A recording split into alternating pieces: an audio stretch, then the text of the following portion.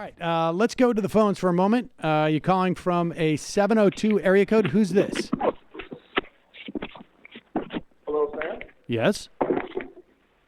Oh, hey, Sam. I'm calling from Las Vegas. Flamingo. Are you calling from across the room or what?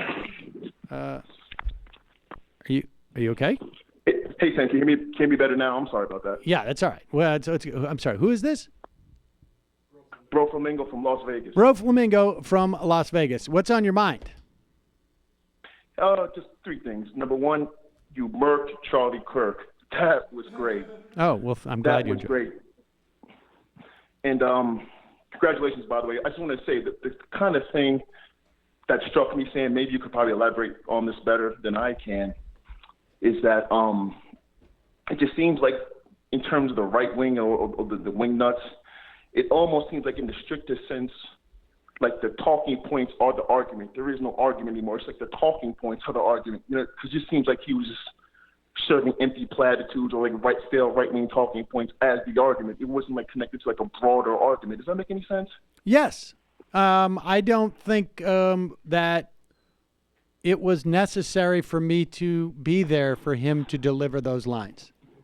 Like he was not responding to anything I was saying. He was throwing out things, and then he, clearly there was some areas that he just didn't know what he was talking about. Like and we'll probably cover it when we cover the next 20 minutes of the debate. I think that's where some of the most obvious ones were. Like he didn't know how banks seemed to work. He didn't know the role of Fannie Mae and Freddie Mac, Fannie Mae in particular. He confused them with rating agencies that are private institutions that, in fact, and I'm quite sure that Al Franken was the driving force behind trying to change the way that those rating agencies were paid. And there was a lot of things he didn't seem to understand, but I don't know.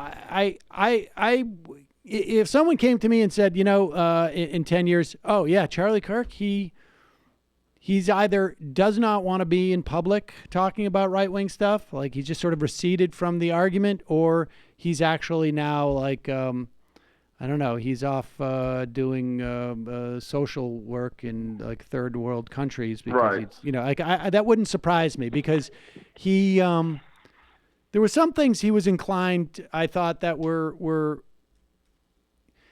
like, his perspective was in the right place. I can't quite tell if he was just trying to follow some type of different template with Trump, but I'm not sure. But what were your other 2 points? I was going to say, final thing on that. I just felt like sometimes I think just from the way that the rhythm of the debate, he just ceded ground to you because he knew he couldn't argue. I think that's why sometimes he straight up agreed with you because he just maybe he's trying to differentiate himself. But I just feel like sometimes he just ceded the ground because he's like, look, I'm not even going to go there. There's no point.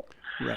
And my second thing is, I'm sure you saw in the news all the bombs that are being mailed to all the Democrats and politicians and stuff. I said this to Mike. Shout out to Mike. I said this to Mike. When you practice unreality for so long, when I'm talking about the right wing. So when you practice unreality for so long, you foster societal insanity. And I'm 99.9% sure this is some right-wing nut, probably a white guy, ranting about Jews and blacks and the Mexicans and stuff like that. I just think it's time to crack down and prosecute on these white supremacist thugs. And that's just who I think it is. Of course. Look, absolutely. 8 years ago, plus, there was a report put out by the Department of Homeland Security that the most prominent threat in terms of terrorism in this country were white supremacist organizations like this. And the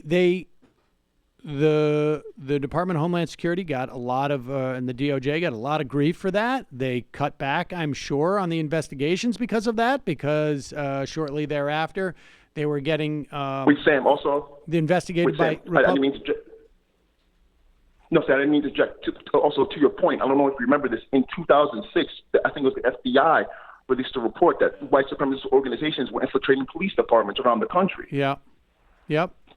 So basically what I'm saying is we are seeing a resurgence of white supremacy. And I'm talking about in all areas of society. Just for example, even the Kavanaugh hearing, that was literally, I know this may sound a little bit crazy, but literally the Kavanaugh hearing was just programming and engineering society. Like, look, these white guys, they're off limits. You can't prosecute them. You know what I'm saying? Whatever. Basically, what we need to do is start prosecuting these guys, full stop. We need to start investigating. Like, for example, Dylan Roof, who was he talking to? He was talking to somebody online. I mean, he was radicalized online, which is strange because I think there was a report that talked about how ISIS recruits are radicalized online, you know? But, bro, Flamingo, we're not similar I mean, that's not going to happen under this administration.